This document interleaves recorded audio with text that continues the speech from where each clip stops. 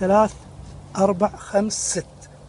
طيب وبعدين نجيب السرنجة مال الطبيب 20 سنتي مع الإبرة الطويلة هذه، ونسحب ماي، نسحب ماي ونحط في كل وحدة، يعني نترسها ماي لدرجة إنها إذا سحبنا يطلع معانا ماي. هذا الحين أنا معبيهم، هذه فيها ماي الحين، شوفوا فيها ماي، فيها ماي.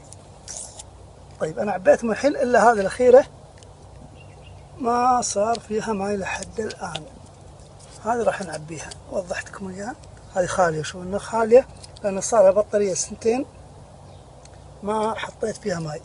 اليوم قبل لا تخرب أحط فيها ماي عشان تكملني بعد 2 وأرد أفتحهم مرة ثانية، بحط فيها عشان ما تكمل بس 2 وتوقف، خليها تكمل 6 سنوات أكثر إذا الله عطانا عمر وياهم. وهذه الطريقة اللي نحتاج، بالطريقة هذه نعبيها ماي. هم سكروها قالوا لا تحتاج صيانة عشان تستهلك قطع غيار بعد 2 توقف. طيب عندنا معدن السيليكون هذا، نلزق الفتحات اللي فتحناها هني، نسكرها مرة ثانية، لأن قبل البطاريات فيهم فتحات يعني عشان نعبيها ماي. الحين سكروها عشان بعد 1.5 سنة تقوم البطارية توقف عليك بالشارع، ترد تشتري واحدة مرة ثانية، استهلاك قطع غيار، أنت توهق وتعرض نفسك للمشاكل. ليش؟ تفتح الفتحات هذه ولا تصدق الكلام هذا، لا تحتاج صيانة. والسلام عليكم، أخوكم أبو ثامر مبارك الختلان.